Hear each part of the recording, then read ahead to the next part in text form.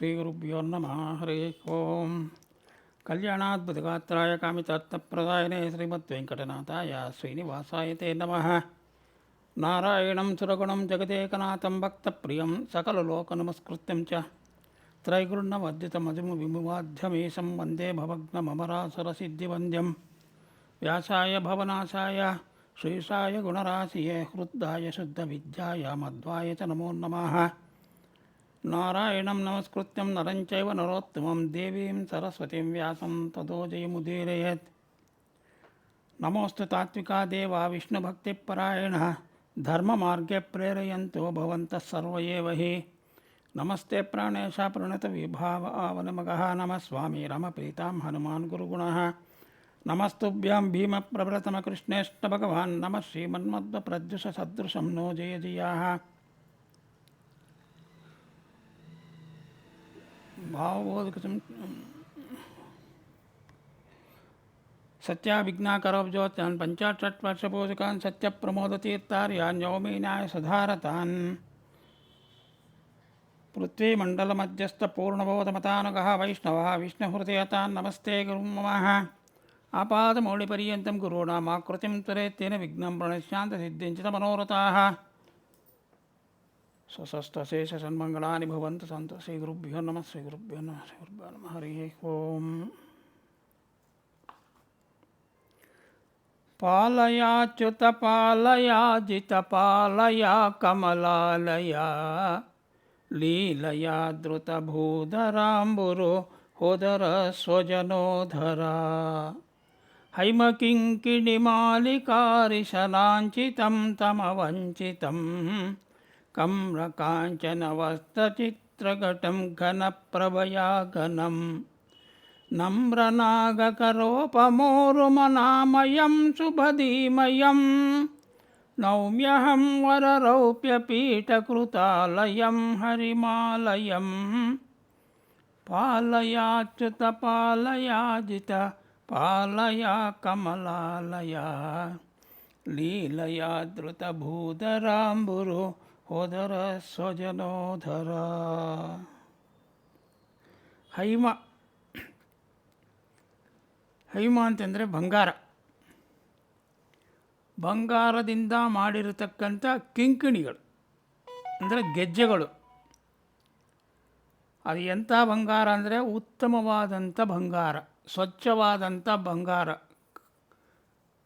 ಕಲುಷರಹಿತವಾಗಿರ್ತಕ್ಕಂಥ ಬಂಗಾರ. ಅದು ಅಂಥ ಬಂಗಾರದಿಂದ ಮಾಡಿರತಕ್ಕಂಥ ಗೆಜ್ಜೆಗಳನ್ನು ಭಗವಂತ ತನ್ನ ಕಾಲಿಗೆ ಧರಿಸಿದ್ದಾನೆ.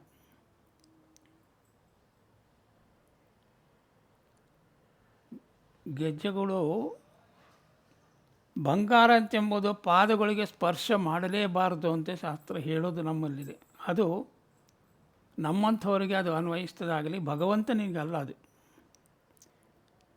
ಹಾಗಾಗಿ ಭಗವಂತ ಅಂಥ ಸ್ವಚ್ಛವಾದ ಬಂಗಾರದಿಂದ ಮಾಡಿರತಕ್ಕಂಥ ಗೆಜ್ಜೆಗಳನ್ನು ಧರಿಸಿದ್ದಾನ ಅಂಥೇಳಿ ವಾಜಿರಾಜರು ನಮಗೆ ಇದರ ಮೂಲಕ ತಿಳಿಸ್ತಾ ಇದ್ದಾರೆ. ಪ್ರತಿಯೊಂದು ಗೆಜ್ಜೆಗಳು ಕೂಡ ಅಭಿಮಾನ ದೇವತೆಗಳು ಅಂತ ಇದ್ದಾರಂತ, ಪ್ರತಿಯೊಂದು ಗೆಜ್ಜೆಗೂ. ಹಾಗಾಗಿ ಅದು ಓಡಾಡಬೇಕಾದ್ರೆ ಶಬ್ದ ಮಾಡ್ತದೆ. ಗೆಜ್ಜೆ ಘಲ್ ಘಲ್ ಘಲ್ ಅಂತೇಳಿ ಶಬ್ದ ಮಾಡ್ತದೆ. ಪ್ರತಿಯೊಂದು ಶಬ್ದೆಯೂ ಆ ಥರ ಶಬ್ದ ಮಾಡ್ತಾ ಇದೆ. ಅದು ಹೇಗಿದೆ ಅಂದರೆ ಅದ್ಭುತವಾಗಿದೆ ಅಂತ ವರ್ಣನೆ ಮಾಡ್ತಿದ್ದಾರೆ ವಾದಿರಾಜರು. ಆ ಗೆಜ್ಜೆಗಳು ಮಾಡ್ತಕ್ಕಂಥ ಶಬ್ದ ಏನಿದೆ ಅದು ಬಹಳ ಅದ್ಭುತವಾಗಿದೆ, ಮನೋರಂಜಕವಾಗಿದೆ ಅಂತ ಹೇಳ್ತಿದ್ದಾರೆ ಮಾತು.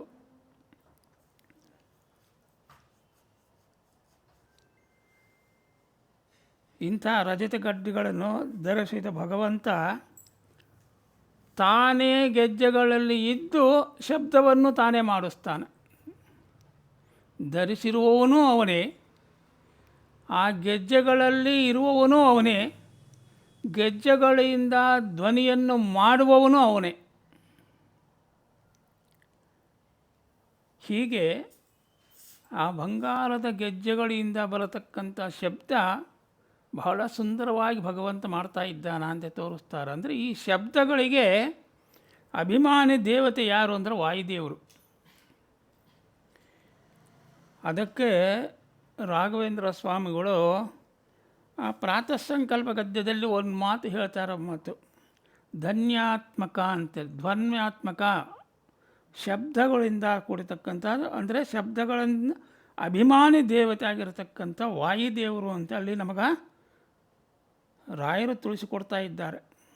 ಹೀಗೆ ಆ ಬಂಗಾರದ ಗೆಜ್ಜೆಗಳಿಂದ ಹೊರಟ ಅದ್ಭುತ ನಾದದಿಂದ ವಾಯುದೇವರು ಏನು ಮಾಡ್ತಿದ್ದಾರೆ, ಯಾಕಂದರೆ ಅದಕ್ಕೆ ಅಭಿಮಾನಿ ದೇವತೆ ವಾಯುದೇವರೇ. ಆ ವಾಯುದೇವರು ಏನು ಮಾಡ್ತಿದ್ದಾರೆ, ಆ ಒಂದೊಂದು ಧ್ವನಿಗೂ ಕೂಡ ಒಂದೊಂದು ಆಕಾರವನ್ನು ತಾಳಿ ಭಗವಂತನನ್ನು ಧ್ಯಾನ ಮಾಡ್ತಾರಂಥವ್ರು. ಅದಕ್ಕೆ ಭಗವಂತನಿಗೆ ವಾಯುದೇವರು ಅಂದರೆ ಅಷ್ಟು ಪ್ರೀತಿ ಅವರಿಗೆ. ಮುಂದೆ ಹೇಳ್ತಾರೆ ಮಾಲಿಕ ಅಂತಂದರೆ ಹಾರಗಳು. ಹಿಂದೆ ವಾದಿರಾಜರು ಹೇಳಿದ್ದಾರೆ, ಅನೇಕ ವಿಧವಾಗಿರತಕ್ಕಂಥ ಹಾರಗಳನ್ನು ಭಗವಂತ ಧರಿಸಿದ್ದಾನೆ ಕೃಷ್ಣ ಪರಮಾತ್ಮ. ಅವು ಯಾವ ರೀತಿ ಧರಿಸಿದ್ದಾನ ಅಂತಂದರೆ ಸಿಸ್ಟಮ್ಯಾಟಿಕ್ಕಾಗಿ ಧರಿಸಿದ್ದಾನ ಅಂಥೇಳಿ. ಅಂದರೆ ಯಾವ್ಯಾವ ಹಾರ ಯಾವ್ಯಾವ ರೀತಿ ಧರಿಸಬೇಕೋ ಅದೇ ರೀತಿ ಅವರು ಧರಿಸಿದ್ದಾರೆ ಅಂತ ತಿಳಿಸ್ಕೊಡ್ತಾ ಇದ್ದಾರೆ. ಹಾಗಾಗಿ ಆ ಹಾರಗಳು ಎಂಥ ಹಾರಗಳು ಅಂತಂದರೆ ಅಪ್ಪಟ ಬಂಗಾರದಿಂದ ಮಾಡಿರತಕ್ಕಂಥ ಹಾರಗಳು. ಯಾವ ಲೋಹಗಳು ಅದರಲ್ಲಿ ಸೇರಿರೋದಿಲ್ಲ, ದೋಷಗಳು ಇಲ್ಲ ಬಂಗಾರದಲ್ಲಿ. ಅಂಥ ದೋಷರಹಿತವಾದ ಬಂಗಾರವನ್ನು, ಅದರಿಂದ ಮಾಡಿರತಕ್ಕಂಥ ಆಭರಣಗಳನ್ನು ಆತ ಧರಿಸಿದ್ದಾನೆ. ಕೌಸ್ತುಭ, ಪಚ್ಚಹಾರ, ಕಾಸಿನ ಸರ, ಹೀಗೆ ಮುಂತಾದ ಸರಗಳು ದೋಷರಹಿತವಾದ್ದರಿಂದ ಇಂಥ ಹಾರಗಳು ಅಂತಂದರೆ ಪರಮಾತ್ಮನಿಗೆ ಬಹಳ ಪ್ರೀತಿ ಅದು. ಹಾಗಾಗಿ ನಾವುಗಳು ಕೂಡ ಪರಮಾತ್ಮ ನಮಗೆಲ್ಲ ಸೌಲಭ್ಯವನ್ನು ಕೊಟ್ಟಿದ್ದಾರೆ, ಸಾಧನಾ ಶರೀರವನ್ನು ಕೊಟ್ಟಿದ್ದಾನೆ, ದುಡಿಯಲು ಶಕ್ತಿಯನ್ನು ಕೊಟ್ಟಿದ್ದಾರೆ, ತಿಳಿಯಲು ಜ್ಞಾನವನ್ನು ಕೊಟ್ಟಿದ್ದಾನೆ, ಇಷ್ಟೆಲ್ಲ ವ್ಯವಸ್ಥೆ ಮಾಡಿ ಕೊಟ್ಟಿದ್ದಾರೆ.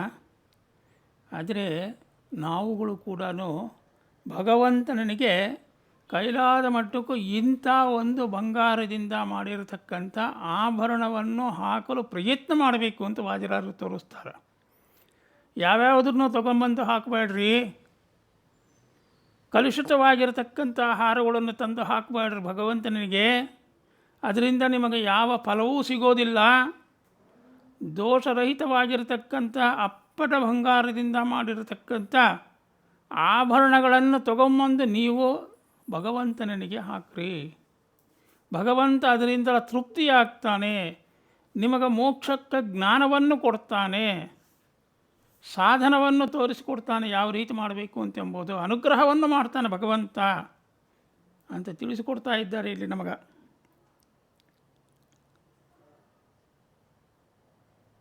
ಅದಕ್ಕೆ ಆಹಾರ ಮಾಲಿಕ ಎಂಥ ಆಹಾರಗಳು ಅಂದರೆ ತಮವಂಚಿತಂ ಅಂತೇಳಿ ವಾಜಿರಾಜರಲ್ಲಿ ಹೇಳ್ತಾ ಇರೋದು. ಅಂದರೆ ದೋಷ ಇಲ್ಲದ ಹಾರಗಳವು ಅಂಥೇಳಿ. ಭಗವಂತನ ಅಲಂಕಾರವನ್ನು ವರ್ಣನೆ ಮಾಡ್ತಾರೆ ನೋಡಿ. ನಡುವಿಗೆ ಒಡ್ಡಾಣವನ್ನು ಧರಿಸಿದ್ದಾನಂತಾತ. ಬಂಗಾರದ ವಸ್ತುಗಳು ಅಂದರೆ ಬಂಗಾರದ ಆ ಒಡ್ಡಾಣವನ್ನು ಧರಿಸಿದ್ದಾನೆ, ಜೊತೆಗೆ ಕೆಂಪು ವಸ್ತ್ರವನ್ನು ಸೊಂಟಕ್ಕೆ ಸುತ್ತಿದ್ದಾನಂತ, ಕೊರಳಿಗೆ ಶ್ರೇಷ್ಠವಾದ ಹಾರಗಳನ್ನು ಧರಿಸಿದ್ದಾನೆ. ಈ ರೀತಿ ಅಲಂಕಾರ ಪ್ರಿಯ ಆತ. ಅಲಂಕಾರ ಪ್ರಿಯನಾಗಿ ಎಲ್ಲದರನ್ನು ಯಾವ್ಯಾವ ರೀತಿ ಹೇಗೆ ಧರಿಸಬೇಕು ಅದೇ ರೀತಿ ಆತ ಅಲಂಕಾರ ಮಾಡಿಕೊಂಡಿದ್ದಾನ ಅಂತ ತಿಳಿಸ್ಕೊಡ್ತಾರೆ. ಕಂಕಣವಂಕಿಯು ಕಿಂಕಿಣಿರವದಳು ಶಂಕುಚಕ್ರ ದಿವ ಪಂಕಜಮಾಲೆಯು ಶಂಕಗಳ ಶ್ರೀ ಪುರಂದರ ವಿಠಲ ವೇದಾಂತ ವೇದ್ಯ ಕೃಷ್ಣ ಅಂಥೇಳಿ ಪುರಂದಾಸರು ವರ್ಣನೆ ಮಾಡುತ್ತಾರೆ. ಹೀಗೆ ಅಲಂಕಾರ ಪ್ರಿಯನಾದ ಭಗವಂತನನ್ನು ಹೇ ಮನವೇ ಚೆನ್ನಾಗಿ ನೆನೆ, ನೀನು ಚೆನ್ನಾಗಿ ಧ್ಯಾನ ಮಾಡು ಅವನನ್ನು. ನಯನ ಮನೋಹರನಾಗಿ ಅದ್ಭುತವಾಗಿ ದೋಷರಹಿತವಾದ ಆಭರಣಗಳನ್ನು ಧರಿಸಿದ ಭಗವಂತ ರಜತಪುರ ಪೀಠದಲ್ಲಿ ಅಂದರೆ ಉಡುಪಿಯಲ್ಲಿ ಆತ ಆಲಯದಲ್ಲಿ ಭಕ್ತರನ್ನು ಉದ್ಧರಿಸಲು ನೆಲೆಕೊಂಡು ಶ್ರೀಕೃಷ್ಣ ಅಲ್ಲಿ ಇದ್ದಾನೆ.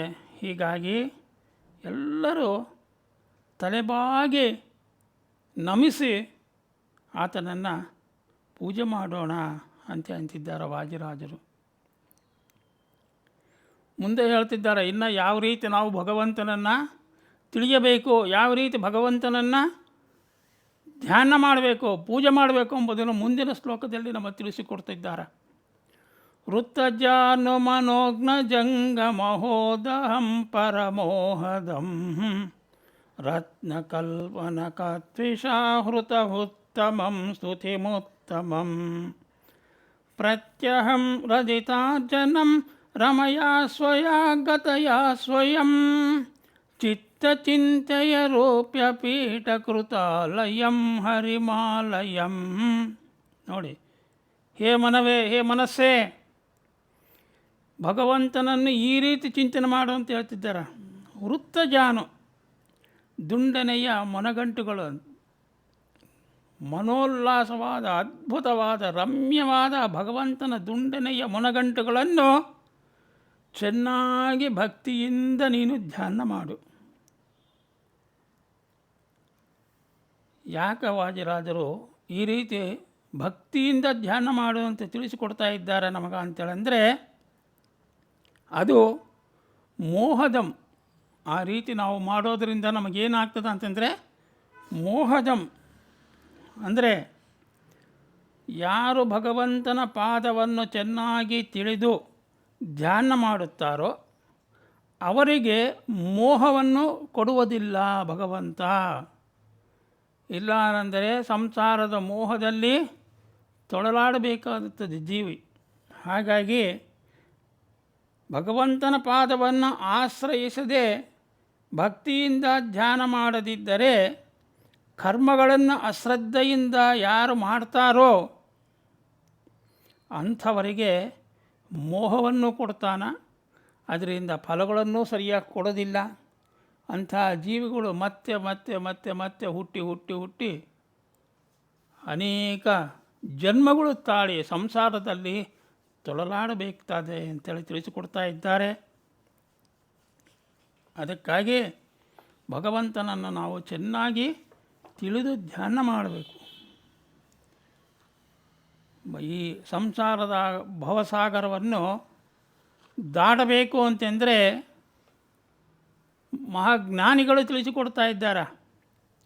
ದೃಷ್ಟಿ ನಿನ್ನ ಪಾದದಲ್ಲಿ ನೆಡೋ ಹಾಗೆ, ಧಾರೆ ದುಷ್ಟ ಜನ ಸಂಘಗಳ ಬಿಡೋ ಹಾಗೆ, ಕೆಟ್ಟ ಮಾತು ಕಿವಿಯಿಂದ ಕೇಳದಂಗೆ, ಮನ ಕಟ್ಟಿಸದ ನಿನ್ನ ಧ್ಯಾನ ಬಿಡದಂಗೆ, ದೃಷ್ಟಿ ನಿನ್ನ ಪಾದದಲ್ಲಿ ನೆಡೋ ಹಾಗೆ. ಈ ರೀತಿಯಾಗಿ ಧ್ಯಾನ ಮಾಡಬೇಕು ಭಗವಂತನನ್ನು. ಸ್ವಾಮಿ, ನನ್ನ ದೃಷ್ಟಿ ಸದಾ ನಿನ್ನ ಪಾದದಲ್ಲೇ ಇರಲಪ್ಪ ಸ್ವಾಮಿ. ದುಷ್ಟ ಜನರ ಸಂಘಗಳನ್ನು ಬಿಡಿಸು, ನಿನ್ನ ಧ್ಯಾನ ಸದಾ ಕೊಡು ನನಗೆ. ನಮ್ಮ ಕಿವಿಗಳು ಯಾವಾಗಲೂ ಸದಾ ನಿಮ್ಮ ಒಂದು ನಾಮ ಸ್ಮರಣೆಗಳೇ ಬೀಳ್ತಾ ಇರಬೇಕು ಆ ಕಿವಿಯಲ್ಲಿ. ಅಷ್ಟು ಬಿಟ್ಟರೆ ಕೆಟ್ಟ ಮಾತುಗಳು ಯಾವೂ ಬೀಳಬಾರದು ಅಂಥೇಳಿ ದೃಢ ಸಂಕಲ್ಪ ಮಾಡಿಕೊಂಡು ಭಗವಂತನನ್ನು ಪ್ರಾರ್ಥನೆ ಮಾಡಿಕೊಂಡು ಭಗವಂತನಲ್ಲಿ ಧ್ಯಾನ ಮಾಡಬೇಕು ಅಂತ ತಿಳಿಸಿಕೊಡ್ತಾ ಇದ್ದಾರೆ. ಹಾಗೆ ಮಾಡೋದರಿಂದ ಭಗವಂತ ತೃಪ್ತನಾಗಿ ನಮ್ಮನ್ನು ಅನುಗ್ರಹಿಸುತ್ತಾನೆ. ಯಾವ ರೀತಿ? ಪರಮೋಹದಂ, ನಮಗೆ ಮಹಾ ಆನಂದವನ್ನು ಕೊಟ್ಟು ನಮ್ಮನ್ನು ಅನುಗ್ರಹ ಮಾಡ್ತಾನೆ. ಹೀಗೆ ಯಾಕೆ ಈ ಪಾದ ಮನಗಂಟುಗಳು ಅಂತ ಈ ರೀತಿ ನಾವು ಧ್ಯಾನ ಮಾಡಬೇಕು ಅಂತಂದರೆ, ಒಂದು ದೃಷ್ಟಾಂತ ಹೇಳಬೇಕು ಅಂತಂದರೆ ಸಣ್ಣ ಕತೆ. ಒಬ್ಬ ಬೆಸ್ತ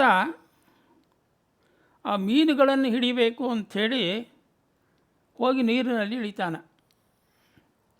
ಆ ಇಳಿದು ಬಲೆಯನ್ನು ಬೀಸ್ತಾನೆ. ಸ್ವಲ್ಪ ಸಮಯ ಕಾಯ್ದು ಅನಂತರ ಆ ಬಲೆಯನ್ನು ತಗೊತಾನ. ಅದೇ ಸಮಯದಲ್ಲಿ ಅವನ ಪಾದದ ಸುತ್ತಲೂ ಅಲ್ಲೇ ಕೆಳಗೆ ಮೀನುಗಳು ಓಡಾಡ್ತಾನೆ ಇರ್ತವ. ಆದರೆ ಬಲೆಯನ್ನು ದೂರವಾಗಿ ಬೀಸಿ ಆ ಬಲೆಯನ್ನು ತೆಕ್ಕೊಂಡು ಅದರಲ್ಲಿ ಬಿದ್ದಿರತಕ್ಕಂಥ ಮೀನುಗಳನ್ನೆಲ್ಲ ತನ್ನ ಬುಟ್ಟಿಯಲ್ಲಿ ಹಾಕ್ಕೊಂಡು ಮನೆಗೆ ಹೊರಟು ಬಿಡ್ತಾನೆ, ಆನಂದದಿಂದ ಹೊರಟು ಬಿಡ್ತಾನೆ. ಇದರಲ್ಲಿ ಸೂಕ್ಷ್ಮವಾಗಿರ್ತಕ್ಕಂಥದ್ದನ್ನು ನಾವು ಯಾವ ರೀತಿ ಅರ್ಥ ಮಾಡ್ಕೋಬೇಕು ಅಂತೇಳಂದರೆ, ಇಲ್ಲಿ ಗಮನಿಸಬೇಕಾದ ವಿಷಯ ಅಂತೇಳಂದರೆ, ಆ ಬೆಸ್ತನ ಪಾದದ ಸಮೇತ ಇರುವ ಮೀನುಗಳು ಸುರಕ್ಷಿತವಾಗಿದೆ. ಪಾದ ಬಿಟ್ಟು ದೂರ ಇರತಕ್ಕಂಥ ಮೀನುಗಳು ಕಷ್ಟದಲ್ಲಿ ಸಿಕ್ಕಾಕೊಂಡಿವೆ. ಅಂದರೆ ಯಾರು ಭಗವಂತನ ಪಾದಗಳನ್ನು ಆಶ್ರಯಿಸಿ ಅವನನ್ನೇ ನಂಬಿ ಅನ್ಯಥಾ ಶರಣಂ ನಾಸ್ತಿ ತ್ವಮೇವ ಶರಣಂ ಮಮ ಅಂಥೇಳಿ ಶರಣು ಹೊಂದುತ್ತಾನೋ ಅಂಥವನಿಗೆ ಸಂಸಾರದ ಮೋಹದಿಂದ ಬಿಡುಗಡೆ ಮಾಡಿ ತನ್ನ ಪಾದದಲ್ಲಿ ಆಶ್ರಯ ನೀಡುತ್ತಾನೆ. ಅಂದರೆ ಮೋಕ್ಷ ಜ್ಞಾನವನ್ನು ಕೊಡ್ತಾನೆ ಅಂಥೇಳಿ. ಮುಂದೆ ವಾದಿರಾಜರಂತರ ರತ್ನಕಲ್ಪನ ಕತ್ವಿಷ ನಖ, ರತ್ನಕಲ್ಪ ನಖ. ನಖ ಅಂತೇಳಂದರೆ ಉಗುರುಗಳು. ಅವು ಹೇಗಿದೆ ಆ ಉಗುರುಗಳು? ಭಗವಂತನ ಉಗುರುಗಳು ಯಾವ ರೀತಿ ಇದೆ ಅಂತೇಳಂದರೆ ಅದ್ಭುತವಾಗಿರತಕ್ಕಂಥ ಉಗುರುಗಳವು, ವಜ್ರಾಯುಧದಂತೆ ಇರತಕ್ಕಂಥ ಉಗುರುಗಳವು. ಅಂಥ ಉಗುರುಗಳು ರತ್ನಕಲ್ಪ ಅಂದರೆ ರತ್ನಗಳಂತೆ ಹೊಳೆಯುತ್ತಾ ಇವೆ. ಆ ಬೆಳಕು, ಉಗುರಿಂದ ಬರತಕ್ಕಂಥ ಬೆಳಕು ಯಾವ ರೀತಿ ಇದೆ ಅಂತಂದರೆ ರತ್ನಗಳಿಂದ ಬರತಕ್ಕಂಥ ಬೆಳಕಿನ ಕಿರಣಗಳಿಗೆ ಸಮಾನವಾಗಿದೆ. ಅದು ಪ್ರಕಾಶಮಾನವಾಗಿ ಹೊಳೆಯುತ್ತಾ ಇದೆ ಅದು. ಯಾಕಂದರೆ ಆ ಉಗುರುಗಳು ಅಪ್ರಾಕೃತವಾದದ್ದು. ಇಂಥ ಭಗವಂತನ ಉಗುರುಗಳು ಆ ರತ್ನಕಾಂತಿಗಳಂತೆ ಹೊಳೆಯುತ್ತಾ ಇವೆ ಅಂತೇಳಿ ವಾಜಿರಾಜರು ತಿಳಿಸಿಕೊಡುತ್ತಾ, ಇದೇ ರೀತಿ ತ್ರಿವಿಕ್ರಮ ಪಂಡಿತಾಚಾರ್ಯರು ಕೂಡ ವಾಯುಸ್ತುತಿಯಲ್ಲಿ ನಖಸ್ತುತಿ ಅಂಥೇಳಿ ಮಾಡಿ ತಿಳಿಸ್ಕೊಡಿ. ಐದಲ್ಲಿ ಪಾಂತಸ್ಮಾನ್ ರೋಹೋತ ವೈರಿ ಬಲವನ್ ಮಾತಂಕಮಾತ್ಯದ್ಘಟ ಕುಂಭೋಚ್ಛಾದಿ ವಿಪಾಟನಾದಿ ಕಪಟ ಪ್ರತ್ಯೇಕ ವಜ್ರಾಯುಧ. ನೋಡಿ, ಪ್ರತ್ಯೇಕ ವಜ್ರಾಯುಧ, ವಜ್ರಾಯುಧದಂತೆ ಇದೆ. ನರಸಿಂಹದೇವರ ಉಗುರುಗಳು ವಜ್ರಾಯುಧ ಪ್ರತ್ಯೇಕವಾಗಿರತಕ್ಕಂಥ ಮಾಡಿರತಕ್ಕಂಥ ಆಯುಧ ಆ ವಜ್ರಾಯುಧದಂತೆ ಇದೆ ಅಂತ ತೋರಿಸ್ಕೊಡ್ತಾ ಇದ್ದಾರೆ. ರಾಕ್ಷಸರಿಂದ ಆ ಮದಿಸಿದ ಆನೆಗಳ ಕುಂಭಸ್ಥಳವನ್ನು, ಎತ್ತಾದ ಪರ್ವತಗಳನ್ನು ಸೀಳಿದ ನಖಗಳು ಒಂದೊಂದು ಇಂದ್ರನ ವಜ್ರಾಯುಧಗಳಂತೆ ಹೊಳೆಯುತ್ತಾ ಇವೆ ನರಸಿಂಹದೇವರದು ಅಂಥೇಳಿ ವರ್ಣನೆ ಮಾಡ್ತಾ ಇದ್ದಾರೆ. ಇದರ ವಿಶೇಷ ಅರ್ಥ ನಾವು ತಿಳ್ಕೋಬೇಕು ಯಾವ ರೀತಿ ಅಂತಂದರೆ, ನಾವುಗಳು ಮಾಡುವ ಸತ್ಕರ್ಮಗಳಿಗೆ ಕಲಿ ಮುಂತಾದ ದೈತ್ಯರು ಆಟಂಕಗೊಳಿಸಬಹುದು. ಇಂಥ ದೈತ್ಯ ಸಂಹಾರಕ್ಕಾಗಿ ಲಕ್ಷ್ಮೀ ನರಸಿಂಹಸ್ವಾಮಿಯನ್ನು ಶರಣು ಹೋಗಬೇಕು. ಪ್ರಹ್ಲಾದನನ್ನು ಕೊಲ್ಲ ಹೊರಟ ಹಿರಣ್ಯಕಶಿಪನನ್ನು ಸಂಹಾರ ಮಾಡಿದ ನರಸಿಂಹದೇವರ ನಖಗಳನ್ನು ನಮ್ಮನ್ನು ಕಾಪಾಡಲಿ ಅಂತೇಳೆಂದು ಪ್ರಾರ್ಥನೆಯನ್ನು ಮಾಡಬೇಕು ಅಂತೇಳಿ ಹೇಳ್ತಾ ಇದ್ದಾರೆ. ಒಮ್ಮೆ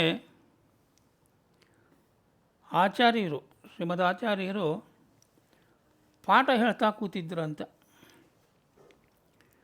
ಆ ಸಂದರ್ಭದಲ್ಲಿ ಹಚ್ಚಿಟ್ಟಿರತಕ್ಕಂಥ ದೀಪಗಳು ಏನಿದೆ ಆ ದೀಪಗಳು ಶಾಂತವಾದವು.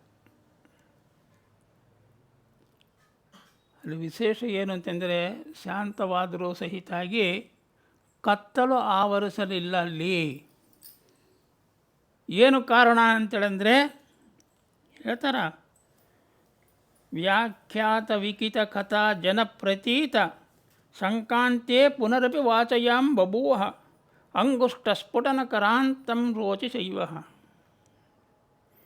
ಆಚಾರ್ಯರ ಬೆರಳಿನ ಉಗುರಿನ ತುದಿಯಿಂದ ಬರುವ ಬೆಳಕು ಏನಿದೆಯಲ್ಲ ಅದು ಎಲ್ಲರಿಗೂ ಪ್ರಕಾಶಮಾನವಾಗಿ ಕಾಣ್ತಾ ಇದೆ ಅಂತ ಎಲ್ಲರಿಗೂ. ಅಲ್ಲಿ ಕತ್ತಲೆಂಬುದೇ ಇಲ್ಲ. ದೀಪಗಳು ಶಾಂತವಾದರೂ ಸಹಿತಾಗಿ ಕತ್ತಲೇ ಇಲ್ಲ. ಅಂದರೆ ವಾಯುದೇವರ ಉಗಿರಿನ ಕಾಂತಿಗೆ ಅಷ್ಟು ಶಕ್ತಿ ಇದೆ ಅಂತಂದ ಮೇಲೆ ಪರಮಾತ್ಮನ ಉಗುರಿಗೆ ಬೆಳಕಿಗೆ ನಾವಿನ್ನು ಹೇಳೋದೇನಿದೆ ಎಷ್ಟು ಶಕ್ತಿ ಇದೆ ಅಂತೇಳಿ ಊಹಿಸಲು ಕೂಡ ಅಸಾಧ್ಯ. ಹಾಗಾಗಿ ರಾಜರು ಇಂಥ ಉಗುರುಗಳನ್ನು ಭಕ್ತಿಯಿಂದ ಧ್ಯಾನ ಮಾಡಿದರೆ ಸಾಕು, ಅಜ್ಞಾನವೆಂಬ ಕತ್ತಲ ಪರಿಹಾರವಾಗಿ ಜ್ಞಾನವೆಂಬ ಬೆಳಕನ್ನು ಚೆಲ್ಲುತ್ತಾನೆ ಆತ. ಹರಿಸರ್ವೋತ್ತಮತ್ವವನ್ನು ಚೆನ್ನಾಗಿ ತಿಳಿಯಲು ನಮಗೆ ಜ್ಞಾನವನ್ನು ಕೊಡುತ್ತಾನೆ. ಹಾಗಾದರೆ ಭಗವಂತನನ್ನು ಧ್ಯಾನ ಮಾಡು ಅಂತ ಹೇಳ್ತೀರಲ್ವ, ಭಗವಂತನನ್ನು ಧ್ಯಾನ ಒಂದು ಸಲ ಮಾಡಿದರೆ ಸಾಕಾ? ಪರಮಾತ್ಮನ ಧ್ಯಾನ ಒಂದು ಸಲ ಮಾಡಿದರೆ ಸಾಕ ನಮ್ಮನ್ನು ಕಾಪಾಡಿಬಿಡ್ತಾನ ಅಂತಂದರೆ ಅದು ಸುಳ್ಳು. ಹಾಗಲ್ಲ, ಅದು ಪ್ರತ್ಯಹಂ ಅಂತಂದರೆ ಪ್ರತಿದಿನ ಅಂತೇಳಿ ಅರ್ಥ. ಒಂದು ಸಲ ಅಲ್ಲ, ಪ್ರತಿದಿನ. ಹಾಗಾದರೆ ಪ್ರತಿದಿನ ಮಾಡಿದರೆ ಸಾಕಾ? ದಿನಕ್ಕೊಂದು ಸಲ ಮಾಡಿದರೆ ಸಾಕು? ಅದು ಅಲ್ಲ, ಆವೃತ್ತ ಆಗಬೇಕದು. ಮೇಲಿಂದ ಮೇಲೆ ನೀವು ಧ್ಯಾನ ಮಾಡ್ತಾನೇ ಇರಬೇಕು. ಭಗವಂತನಲ್ಲಿ ಸಮಯ ಸಿಕ್ಕಾಗೆಲ್ಲ ಮಾಡ್ತಾ ಇರಬೇಕು.